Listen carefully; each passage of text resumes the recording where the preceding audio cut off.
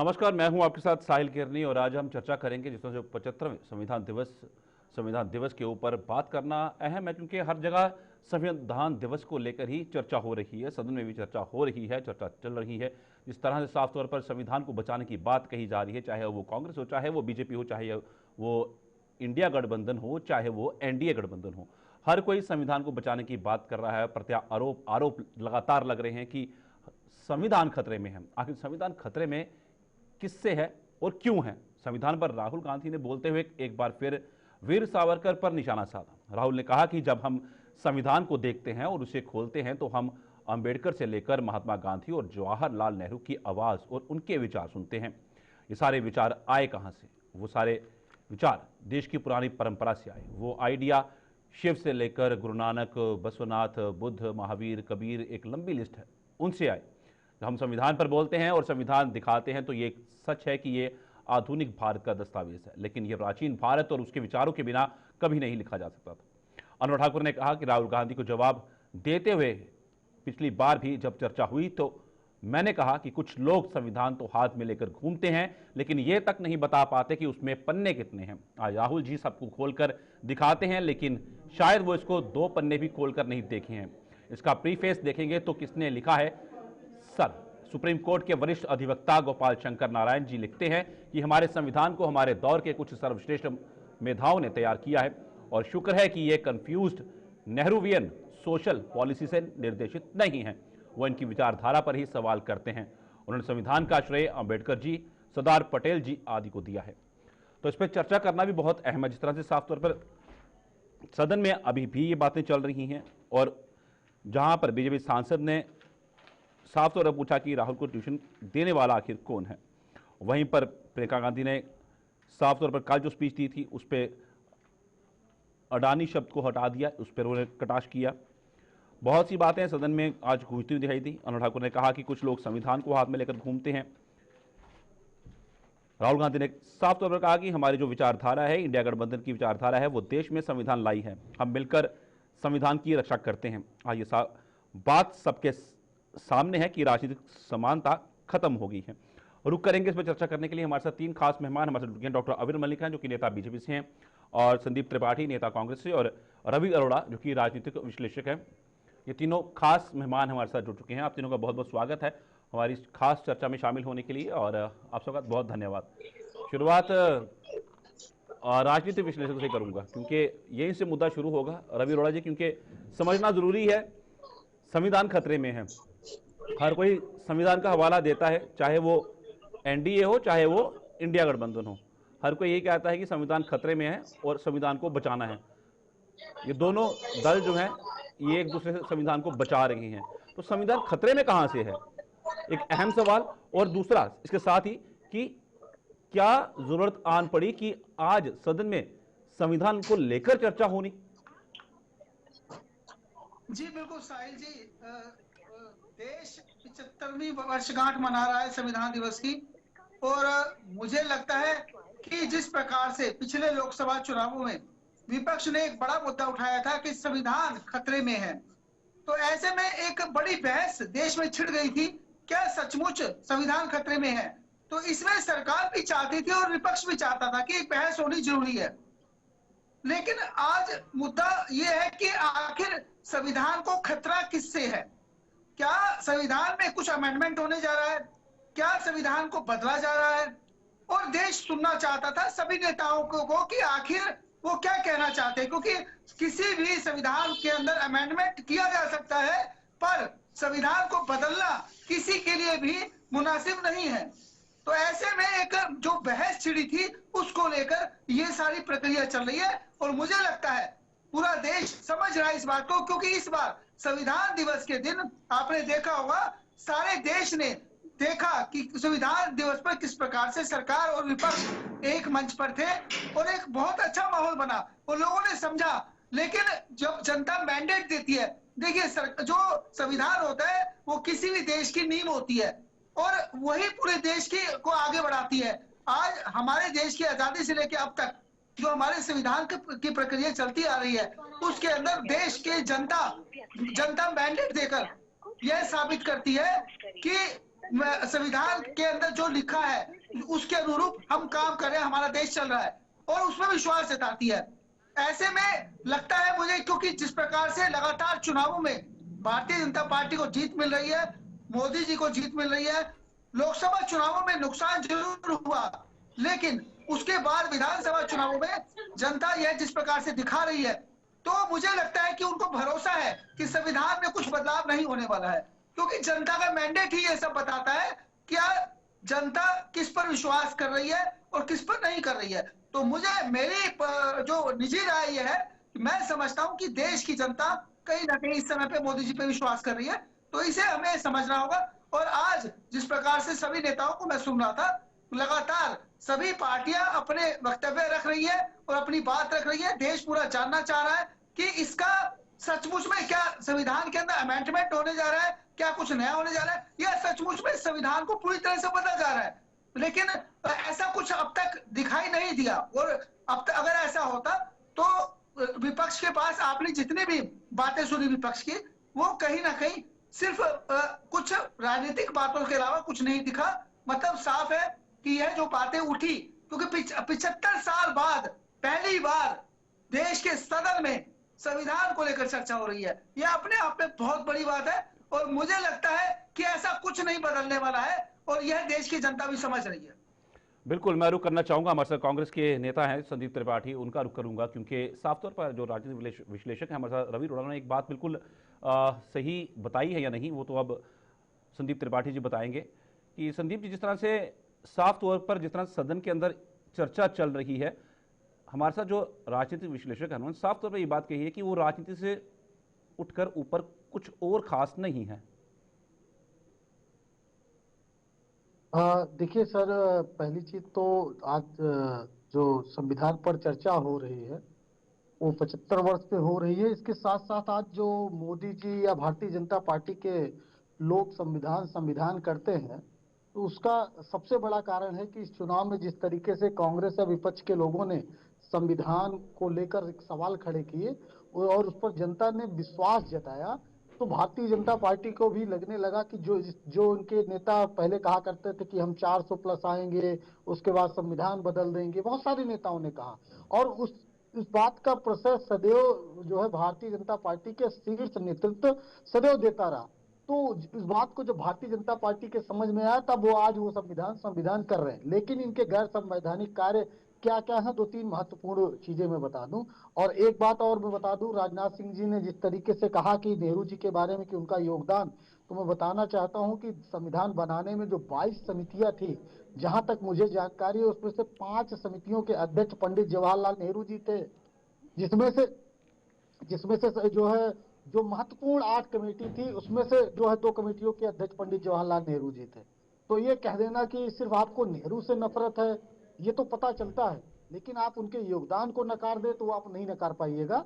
मैं एक बड़ी विनम्रता पूर्वक आग्रह करूंगा कि ये जो संविधान मिला है, ये हमारे पूर्वजों के जो है बहुत ही मेहनत, और जैसा राहुल जी ने कहा कि हमारी जो विरासत है, उस विरासत का ये सार है, और उस सार के जो है माध्यम से जो सार निकला वो आज हम लोगों के बीच में है। लेकिन भारतीय जनता पार्टी सदैव उसको जो है दरकिनार करती रही, क्योंकि उनका जो संगठन आरएसएस रहा है वो संविधान को पहले ही खारिज करता रहा।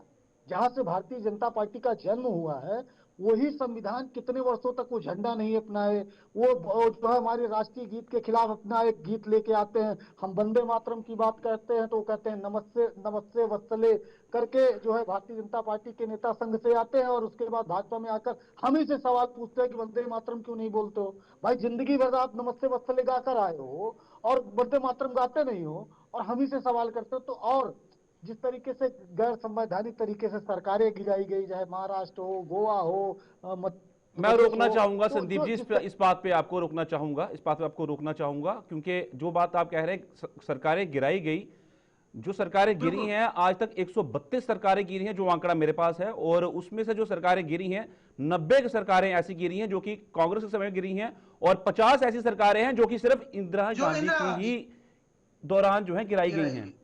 आप सिर्फ आरोप प्रत्यारोप नहीं, आप सिर्फ संविधान की बात वहां तक रखें, फिर उसके बाद हम जवाब ले लेंगे, क्योंकि थोड़े आंकड़े साफ होने चाहिए, हमारे व्यूअर्स को भी पता होना चाहिए कि ये आंकड़े कहां से बिल्कुल। निकलते हैं? जी हाँ, मैं बिल्कुल जी जवाब दे देता हूँ। किसी सरकार का राष्ट्रपति के द्वारा बर्खास्त होना और किसी सरकार को पैसे के बल पर खरीद कर बनाना, दोनों में अंतर है साहब। एक संवैधानिक प्रक्रिया है और एक गैर संवैधानिक प्रक्रिया है। राष्ट्रपति को अधिकार देता है संविधान को, किसी सरकार को बर्खास्त कर सकता है, चलिए ठीक है, मैं जवाब लेकिन ये लेता हूं इसका। किसी आपका को इसका अधिकार जवाब मैं नहीं दूंगा, अभी भाजपा किसी प्रवक्ता सर। मेरे साथ बैठे हैं, वो जवाब देंगे हाँ इसका। ठीक है। वो जवाब हाँ, देंगे इसका। एक पर मैं पॉइंट और उसके कर इस चीज को जोड़ना हाँ चाहूंगा, जैसे ठीक है, आपने बिल्कुल लीजिए। आपने बात कही ना कि संविधान की रक्षा के लिए जनादेश मिला और लोकसभा में वो हमने देखा, पर उसके बाद ना विधानसभा भी हुए कई राज्यों के, पर वहां पे कांग्रेस को कहीं भी सपोर्ट मिलता हुआ नहीं नजर आया। हर जगह संविधान की बात हमेशा हुई, हर जगह राहुल गांधी साहित्यिक ने जहां बहुत पे भी नहीं अपनी नहीं, रैली बहुत की बड़ी वहां बात। पर संविधान लेकर, संविधान की किताब हाथ में पकड़ी हुई थी और हर जगह यही कहा कि संविधान खतरे में, पर उसका असर कहीं देखने को नहीं मिला। मैं बिल्कुल इसका जवाब दे देता हूं। जी मैंने अपने बात की शुरुआत में ही कहा कि जब भारतीय जनता पार्टी को ये पता चल गया कि हम इस देश में संविधान के खिलाफ कुछ नहीं कर सकते हैं, तो वो झूठे ही संविधान संविधान वो स्वयं गाने लगे। हम बिल्कुल तब भी कहते थे और आज भी हरियाणा के चुनाव में भी कहा, लेकिन तब अंतर ये था कि वो नहीं बोलते थे। इस हरियाणा के चुनाव में बोले, और हरियाणा के चुनाव में हमें सिर्फ 39% वोट मिला है। 39% हम 28% पे थे। 11% वोट बढ़ा है सर। 11% थोड़ा मत नहीं होता है। एक पंचवर्षी से दूसरे पंचवर्षी में 11% वोट बढ़ जाना अपने आप में बहुत बड़ी होती है। भले हम चुनाव सरकार नहीं बना पाए, लेकिन जनता ने हमें विश्वास जो है दिया अपना। ऐसा ये आप कतई डिनाई नहीं कर सकते इस बात को, क्योंकि हमसे बहुत ही थोड़े वोटों से भारतीय जनता पार्टी जो है चलिए ठीक है, वहां मैं पर जवाब हरियाणा लेता में हूं, चुनाव मैं जीती जवाब है। लेता हूं, मैं जवाब अब लेता हूं। हमारे महाराष्ट्र की साथ डॉक्टर परिस्थिति, अभिनव मलिक हैं, उनसे महाराष्ट्र की जवाब लेता परिस्थिति हूं। में बहुत सारे सवाल है, उसके चुनाव आयोग पे भी सवाल खड़े हुए हैं। जी मैं जवाब लेता हूं उनसे, पर एक चीज और है इसमें ना त्रिपाठी जी की, हमें ना वो आपातकाल नहीं भूलना चाहिए। वो संवैधानिक था या गैर संवैधानिक था, अब वो चलो बाद अब चर्चा करते हैं, रुक करते हैं, आपको रुक करते हैं, कोई बात नहीं, मैं डॉक्टर आबिर मलिक से बात कर लेता हूं। जी जी आप विनम्रता के साथ मैं एक जानकारी, सर बड़ी विनम्रता के जी साथ ये मैं बता देना चाहता हूं कि आपातकाल एक संवैधानिक प्रक्रिया है। वो कोर्ट में भी चैलेंज हुआ था, सुप्रीम कोर्ट ने उसे वैलिड किया है, लेकिन फिर भी हम आपातकाल के लिए दसियों बार हमने माफी मांगी है, सदन में भी और जनता से भी। उसके बाद यही वजह रही कि उन्हीं इंदिरा जी को जनता ने प्रधानमंत्री बनाया था। डॉक्टर आबिर मलिक जी, साफ तौर पर असंवैधानिक तरीके से भाजपा ने सरकारें बनाई हैं अपनी, वाकई में बनाई हैं।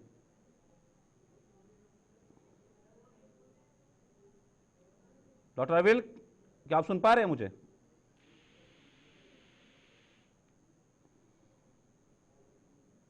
डॉक्टर अविरल मलिक, क्या आप सुन पा रहे हैं?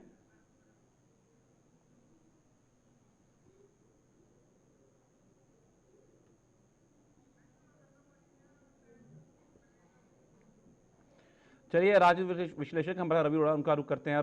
रवि अरोड़ा जी, जिस तरह से अभी जैसे चर्चा चल रही थी हमारे संदीप त्रिपाठी जी के साथ, जितनी बातें इन्होंने रखी हैं अपनी, कि गैर संवैधानिक तरीके से बीजेपी ने सरकारें जो हैं वो गिराई हैं, पैसों के दम पे सरकारें जो हैं वो बनाई हैं, ये खाली आरोप प्रत्यारोप ही हैं या इसमें कोई सच्चाई भी है? संवैधानिक तरीके से सरकारें 132 बार अब तक गिराई गई, चाहे वो सही हो चाहे गलत हो। पहले मैं आपको समझता हूँ कि 50 सरकारें अकेली इंदिरा गांधी जी के टाइम पे गिराई गई, या आपने खुद भी अभी इस बात को माना। तो आप समझिए, इमरजेंसी जब देश में लगाई गई, कांग्रेस का भी जो इतिहास जब आप देखेंगे तो कहीं ना कहीं इस प्रकार का रहा कि जो सरकारें उनका कहना नहीं मानती थी केंद्र सरकार का, उनको पूरी तरह से गिरा दिया जाता था। और ऐसा एक बार नहीं हुआ, बहुत बार हुआ, और पिछले कई बड़े नेताओं ने किया। और खासकर जब देश आजाद हुआ, उसके बाद जब सरदार पटेल और पंडित नेहरू के बीच में थी, तो वोट कितने पड़े पंडित नेहरू के पक्ष में और सरदार पटेल के पक्ष में, यह भी पूरा देश जानता है। ऐसा नहीं है कि कांग्रेस का जो नहीं, दामन बता है दीजिए, बिल्कुल नहीं जानता पाक था। साफ मैं रहा। करूंगा, हमारे संदीप जी, मैंने इंडियन आपको पूरा चुनाव समय दिया है, मैंने पूरा कहाँ से समय दिया, जानते हो? संदीप जी आपको मैंने पूरा आप समय दिया है। बिल्कुल संदीप जी, मैंने आपको पूरा समय दिया मैं है। अथेंटिक बात करिए ना। बिल्कुल पाक मैं साफ रुक नहीं करूंगा है। ना, आप पेन डाउन हमारे कीजिए, मैं रुक इंटरनल करूंगा। चुनाव का रिजल्ट आपको कैसे पता? संदीप जी, मैं आपका रुक करूंगा, नहीं, मैं आपको करूंगा, रुक करूंगा, रवि आपको जी, समय दिया पूरा मैंने। दर्शकों को संदीप कौन जी, सा मैंने आपने आपको पूरा समय दिया पढ़ा है है? आप आपकी बात करने का। कहाँ पढ़ा है? कौन सा डॉक्यूमेंट पढ़ा है आपने? संदीप जी, मैंने पूरा संदीप समय जी, दिया है आपको, आपका बात करने का। संदीप मैं दोबारा समय दूंगा आपको, पहले उनकी बात पूरी होने दीजिए। जी नहीं तो गलत भीमराव अफवाह अंबेडकर ना ने फैलाए ना सर। इनकी आवाज जब डाउन कर दो। भीमराव अंबेडकर ने माननीय भीमराव अंबेडकर जी ने जब संविधान बनाया, उसके बाद उनको सेकंड टाइम जब चुनाव लड़ने की बात हुई, जब तो उन्हीं के ही पीए को उनके खिलाफ किसने लड़ाया, देश में ये सारा देश जानता है। ऐसा नहीं है कि संविधान को अगर हम चैलेंज कर रहा है कोई कि संविधान बदलने वाला है, तो उसके सबूत चाहिए कि हाँ, देश की जनता भी जानना चाहती है आखिर बदलना कौन चाहता है, कौन ठीक बदलेगा है रवि उसको। अरोड़ा जी, मैं आपका रुक और करूंगा दोबारा से। मैं डॉक्टर आबिद मलिक का रुक करूंगा क्योंकि काफी देर से हमारे साथ जुड़े हुए हैं, संपर्क टूट गया बीच में। डॉक्टर आबिद मलिक, साफ तौर पर आरोप तो बहुत से लग रहे हैं, इनमें कितनी सच्चाई आप समझती है, बीजेपी समझती है? क्योंकि बीजेपी के दौरान भी ऐसा कुछ हुआ था, क्योंकि मंडल कमीशन आज भी लागू है, 27% उसमें आरक्षण है, पर उसकी वजह से बीजेपी ने अपना जो सपोर्ट था वो सरकार से पीछे ले लिया था, और जिसकी वजह से जो वीपी सिंह थे वो प्रधानमंत्री तब से तत्कालीन प्रधानमंत्री थे, फिर वो प्रधानमंत्री नहीं रहे थे। इतनी साफ छवि जो है वो बीजेपी की भी नहीं रही है। जी, पार्टी बौखलाई हुई है, घबराई हुई है, ये संविधान के विषय पर चर्चा नहीं करना चाहते हैं। इन्हें करनी चाहिए संविधान के विषय पर चर्चा। और रही बात संविधान को समाप्त कर देने की, संविधान को परिवर्तित कर देने की, संविधान को बदल देने की, तो इन्हें इस बात को याद रखना चाहिए कि केशवानंद भारती केस में, ऐतिहासिक केशवानंद भारती केस में स्पष्ट शब्दों में लिखा है कि पार्लियामेंट के द्वारा अमेंडमेंट नहीं किया जा सकता है कॉन्स्टिट्यूशन ऑफ इंडिया के बेसिक स्ट्रक्चर में। अब इंडी गठबंधन के लोग इस चीज को भी नहीं पढ़ पाते हैं, ये केशवानंद भारती केस को भी नहीं पढ़ते हैं, ये बेसिक चीजों को भी नहीं पढ़ते हैं। अब ये भारतीय जनता पार्टी की जिम्मेदारी तो नहीं है कि इन्हें बैठकर कानून पढ़ाया जाए, इन्हें बेसिक चीजों को पढ़ाया जाए। अब ये नहीं पढ़ना चाहते हैं तो वो इनकी समझदारी हो सकती है, लेकिन जहां तक विषय भारतीय जनता पार्टी का, हम संविधान को सुरक्षित करने वाले लोग हैं, संविधान को मजबूत करने वाले लोग हैं, मौलिक अधिकारों को जनता तक पहुंचाने वाले लोग हैं। भारतीय जनता पार्टी की सरकार के दौरान, मोदी जी की सरकार के दौरान, जब से हमारी केंद्र में सरकार बनी है तब से निरंतर मौलिक अधिकार गरीब को मिल रहे हैं। गरीब को उसका अधिकार प्रदान करने का कार्य अभूतपूर्व तरीके से भारतीय जनता पार्टी के द्वारा हमारी सरकार के नेतृत्व में निश्चित रूप से किया जा रहा है, भविष्य में भी किया जाता रहेगा। ये बात करते हैं संविधान की, एंटी सिक्रेट्स के विषय पर ये नहीं बोलेंगे, इन्हें बोलना चाहिए एंटी सिक्रेट्स के विषय पर। ये बात करते हैं माइनॉरिटीज की, क्या ये माइनॉरिटीज में केवल मुसलमानों को ही जोड़ते हैं? क्या माइनॉरिटीज में इनके लिए सिख कम्युनिटी नहीं आती है? और अगर आती है तो एंटी सिक्रेट्स के विषय पर आखिर ये क्यों नहीं बोलते हैं? और उसके साथ साथ मैं इनसे जानना चाहूंगा, राम मंदिर निर्माण का विरोध कौन करता है, इन्हें बताना चाहिए। निमंत्रण को कौन ठुकराता है, इन्हें बताना चाहिए। साथ साथ ये 70-35 को हमारे द्वारा हटाया गया, उसकी रिस्टोरेशन की बात कौन करता है, इन्हें बताना चाहिए। इनके साथ गठबंधन में है उमर अब्दुल्ला जी, इनकी सरकार है, उनके मैनिफेस्टो में किस प्रकार से 370-35 के रिस्टोरेशन की बात कही गई थी, जो अनकॉन्स्टिट्यूशनल है, असंवैधानिक है, सुप्रीम कोर्ट के विरुद्ध है। उसके साथ साथ ये जुडिशियरी का सम्मान नहीं करना चाहते हैं, बैंड एंकर्स की लिस्ट जारी कर देते हैं, right to freedom of speech में बिलीव नहीं करते हैं, जो मौलिक अधिकार जनता को दिए गए हैं उन्हें इन्होंने सस्पेंड कर दिया था। आपातकाल लगाकर इमरजेंसी को इम्प्लीमेंट करके तमाम सारे वरिष्ठ नेताओं को इन्होंने जेल में ठूंसने का काम किया था, और उसके साथ साथ सारे फंडामेंटल राइट्स को जनता से छीन लिया था, और उसके साथ साथ प्रेस की बिजली इन्होंने काट दी थी। और ये आज लोकतंत्र को बचाने की बात कर रहे हैं, आज ये संविधान की बात कर रहे हैं, ये लोकतंत्र का जनाजा निकालने वाले लोग हैं, लोकतंत्र का अपमान करने वाले लोग हैं, संविधान को समाप्त करने का प्रयास करने वाले लोग हैं। 1975 से 1977 के मध्य में क्या हुआ था, इन्हें जरा बताना चाहिए।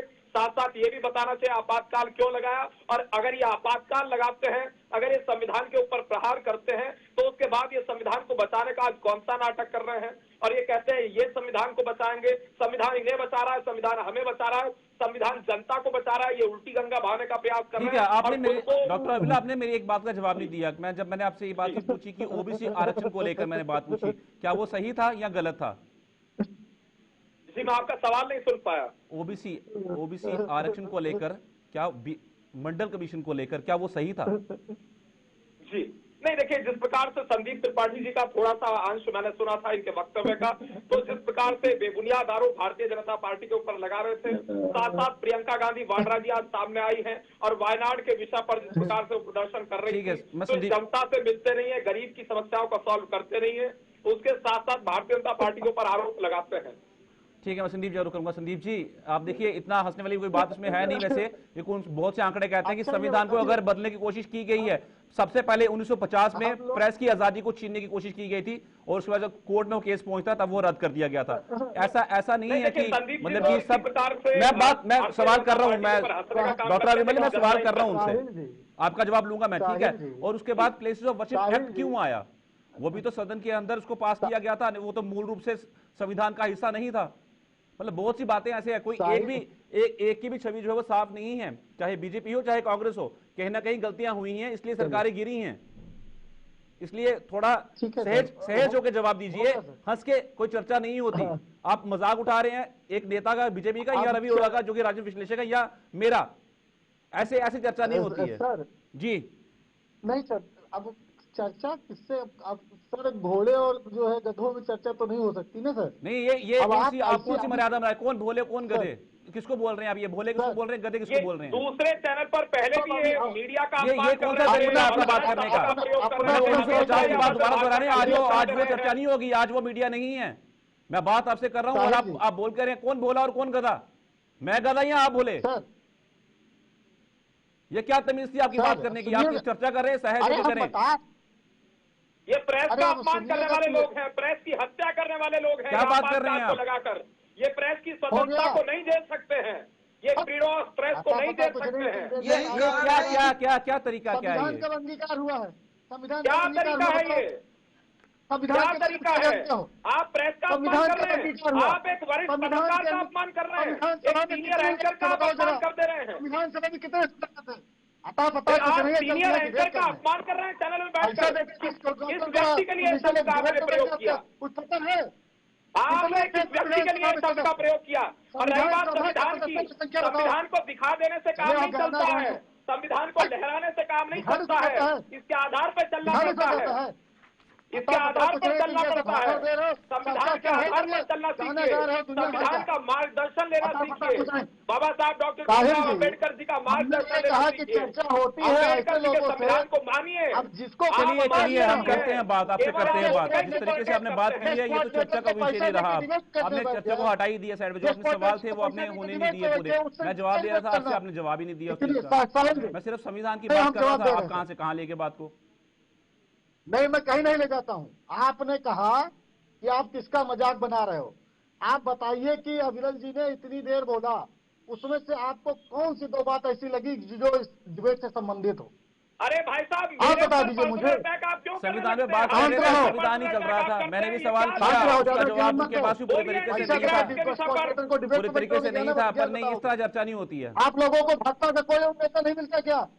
नहीं, थोड़ा पढ़ा लिखा हो। आप लोगों को और कोई नेता नहीं मिलता, पता नहीं आप कौन सी चर्चा में बैठे हैं, आप क्या बात करी जा रही हैं, आप लोग डिबेट में इस तरीके से बात करते हैं, पिछले चैनल पर भी ये मीडिया विधान ढंग से बात करते हैं डिबेट कुछ में। नहीं पता तुम जैसे मूर्खों से क्या डिबेट करूं? अरे देखिए, मेरे जिसको क्या बोली जा रहे हैं आप, क्या बोली जा रही हैं? करिएगा, कहीं और जाइए, इस भाई, भाषा का आपको प्रयोग कुछ पता ही क्या नहीं बोली जा रहे हैं? मेरे साथ इस भाषा का अपने प्रयोग मत लोगों से मैं करिएगा, क्या डिबेट करूं? दूसरों को नौकर मत समझिए, क्या भाषा? मेरे साथ इस भाषा का प्रयोग मत हाँ। करिए, कहीं और बोलिए इस भाषा हाँ, को, तो क्या मेरे करिएगा? साथ इस भाषा को मत बोलिए, नहीं, आप आए हो इस डिबेट भाषा को करने मेरे के साथ मत लिए। बोलिए। अभी दुनिया भर का नागरिक का ज्ञान अपमान नहीं देगा कर सकते हैं। मैं सिर्फ एक सिंपल सी बात पूछ रहा हूँ कि और संविधान उसके के साथ बारे साथ में मैंने आपको क्या एंटी पता? सिगरेट के विषय पर आपसे जवाब क्या मांग लिया, आप चिढ़ गए। मैंने एंटी सिगरेट का सवाल क्या पूछ दिया, आप चिढ़ गए भारतीय जनता पार्टी से, आप मेरे ऊपर आरोप लगाने लगे। मैंने 1975 की दुनिया भर जानकारी का क्या मांग लिया, ज्ञान आप चिढ़ गए देने मेरे से नहीं हो से। जाता ना, मैंने उसके क्या बारे में कुछ आपातकाल की पता बात होना कर दी, आप चिढ़ चाहिए। गए। कुछ बोलिए जान नेशनल लीजिए, अदालत के पढ़िए, विषय पर, डिबेट पे आया करिए। बोलिए ऐसे भ्रष्टाचार के मुंह विषय वहां पर, धुल आप लिया मुझे कि मत सिखाइए, मुझे आपसे कोई ज्ञान नहीं चाहिए। डिबेट और हाँ, भाजपा का नहीं, कोई नहीं, नेता आप मिलता उसी नहीं पार्टी है। के नेता हैं जिस अरे पार्टी कुछ ने पता तो जातिवाद होना को चाहिए। बढ़ावा दिया है, शांत रहिए। जिस पार्टी ने करप्शन को अगर आप बढ़ावा चाहते दिया हैं है। कि मैं बोलिए साहिल दिया जी, डॉक्टर अवेल जी, मैं अगर आप चाहते रुक करूंगा दोबारा, साहिल जी, आपका करता हूँ, साहिल जी, जवाब ले लीजिए, उनको बोलने दीजिए, बोलने सर दीजिए। वो भी कहीं पैसा दे के खरीदी गई होगी डॉक्टर की डिग्री, वो लगा लिया होगा, टाइटल आजकल मिलता है, सर, 50,000 टिप्पणी कर रहे हैं। दिल्ली में मिल जाएगा डॉक्टर टाइटल। आप व्यक्तिगत टिप्पणी कर सर, रहे मैं हैं, ऐसी इसलिए टिप्पणी कर रहा किसी ने नहीं की आपके ऊपर। नहीं सर, मैं कर क्यों रहा साहिब तो जी, गलत- कर क्यों रहा हूँ ये समझिए। भाई साहब, मैंने आपके नहीं, ऊपर सर, व्यक्तिगत टिप्पणी नहीं की, अगर आप करेंगे साहिल तो जी, मैं भी करूंगा, मैं भी क्या- चाहता हूँ व्यक्तिगत टिप्पणियां मैं करना। सिर्फ ये कह रहा हूँ कि आप एक डिबेट में आए हो, आपने एक सवाल भैया, मुझे पूछा। ज्ञान क्यों दे रहे हैं आप? हम लोग अपनी इतनी पार्टी का देर विषय रखिए, हम अपनी पार्टी का हम विषय सिर्फ रखिए, अपने अपने मुद्दे पर बोलिए और समय जाइए। ऐसे फालतू की बात करने के मेरे लिए काय को पीछे बैठे पड़ेगा? हैं क्या? उसका नहीं, मैंने डिबेट का कुछ मैंने आपके कंक्लूजन ऊपर निकलना कोई चाहिए पर्सनल ना। अटैक किया क्या? वो तो मैं ये करने कांग्रेस से वालों डिबेट की नहीं आदत होती है, ना। यही आदत चलिए आप दोनों शांत हो जाइए, मैं विश्लेषण का रुख कर लेता हूँ। आप दोनों शांत हो जाइए, क्योंकि ये चर्चा हो ही नहीं रही उस ढंग की जो होनी नहीं, चाहिए थी। ये कहीं और हाँ चली गई, बिल्कुल सही कह रहे ये हैं, मैं कहीं और ही सहमत चली हूँ। गई है, साहिल कहीं जी, और। मैं 10 सेकंड अपनी बात रख लूं अगर अनुमति हो तो। मैं 10 सेकंड रखूंगा। मेरे कहने का आशय सिर्फ ये है कि आप जाने दीजिए अवरेल जी को। आज जो देश में चर्चा चल रही है और जिस तरीके की बात हो रही है, अम्बेडकर जी पर किसी ने सवाल खड़ा किया कि उनको, उनके खिलाफ आप उनके पीए को खड़े कर दिए। उनको यही नहीं पता है कि जब आजादी के पहले भी अम्बेडकर चुनाव हुआ तो वो पार्टी कांग्रेस के खिलाफ चुनाव लड़ी, और वो जो हिंदू महासभा और इन सबसे बड़ी पार्टी थी। तो अम्बेडकर जी के हमारे वैचारिक मतभेद बहुत सारे रहे, लेकिन इसके बावजूद उनको कानून मंत्री बनाने का काम हमने किया, प्रारूप समिति का संघ की अध्यक्ष बनाने का स्थापना की काम गई थी, संघ कांग्रेस का ने किया, इतिहास पढ़ और लीजिए। उसके बाद वो चुनाव में और गए। संघ ने किस और प्रकार से अब देखिए फिर अंग्रेजों के विरुद्ध लड़ाई लड़ी, उसे भी पढ़ लीजिए। और अगर कुछ नहीं पढ़ना, ज्योतिपुंज एक पुस्तक है, उसे चलिए पढ़ चलिए, लीजिए। मेरे साथ राजनीतिक विश्लेषण में उनका रुख करता हूँ, मैं फिर रुख करता हूँ आपका। रवि अरोड़ा जी, जिस तरह आपने चर्चाएं पूरी देखी है, तो आपके जहन में क्या आया कि वाकई में सदन में कुछ खास देखने को मिलेगा? साहिल जी, आपको बताऊं, अब आवाज डाउन कर दो इनकी। 2024 संविधान सभा में चर्चा हो रही है, 2024 के इनको पता ही लोकसभा नहीं। चुनावों में विपक्ष ने एक प्रोपोगेंडा फैलाया कि संविधान बदलने वाला है, आरक्षण खत्म होने वाला है। लेकिन अब जनता समझ चुकी है, क्योंकि हरियाणा के रिजल्ट और महाराष्ट्र के चुनावों के रिजल्ट ने साफ साबित कर दिया है कि जनता समझ चुकी है कि ऐसा कुछ नहीं होने वाला। इसीलिए मैंडेट बीजेपी को मिला। अगर ऐसा ना होता, अगर प्रदेश को लगता कि बदलने वाला है, आरक्षण खत्म होने वाला है, तो वही रिजल्ट होता जो लोकसभा चुनाव में नुकसान हुआ, वो नुकसान दोबारा से मिल सकता था। पर महाराष्ट्र के अंदर जहां नुकसान हुआ था, हरियाणा में जहां नुकसान हुआ था, वहां पे बीजेपी ने लीड की, महाराष्ट्र में भी लीड की। तो मतलब साफ है कि देश की जनता समझ चुकी है। और यहाँ पे जो भी मैं वक्तव्य सुन रहा हूँ बड़े नेताओं के, चाहे कांग्रेस की बात करें, चाहे सभी विपक्षी पार्टियों की बात करें, सिर्फ एक ही बात समझ में आ रही है कि पूरी तरह से राजनीति हो रही है, इसके अलावा कुछ नहीं है। मतलब स्पष्ट है कि देश समझ रहा है, और सरकार भी चाहती है कि देश समझे, देश सुने कि आखिर मसला है क्या। और देश आज समझ चुका है कि ऐसा कुछ नहीं होने वाला है, और इससे कोई फायदा नहीं होने वाला विपक्ष को, यह स्पष्ट है। धन्यवाद आपका बहुत बहुत हमारे साथ चर्चा में जुड़ने के लिए। रवि अरोड़ा जी, आपको भी धन्यवाद। संदीप त्रिपाठी जी, आपको भी धन्यवाद। और डॉक्टर अविरल मलिक, आपको भी धन्यवाद। सभी काम है मेरे पास त्रिपाठी जी, वरना आपको समय जरूर देता मैं, पर आपने पहले बीच में बात कुछ अलग से कर दी थी, तो चर्चा कहीं कहीं चली गई। अब ये ऐसी बात है कि संविधान दिवस के 75 साल तो हो चुके हैं। अब देखना होगा संविधान में बदलाव कहां तक होते हैं। क्या जाति जनगणना होती है या नहीं होती है, क्या वो जरूरी है और क्यों जरूरी है? अगर होती है तो उसके साथ क्या देश में कुछ बदलाव होगा, या फिर वही दोहराया जाएगा जो मंडल कमीशन के दौरान हुआ था? आज के बाद भारत में इतना ही, दीजिए इजाजत, नमस्कार।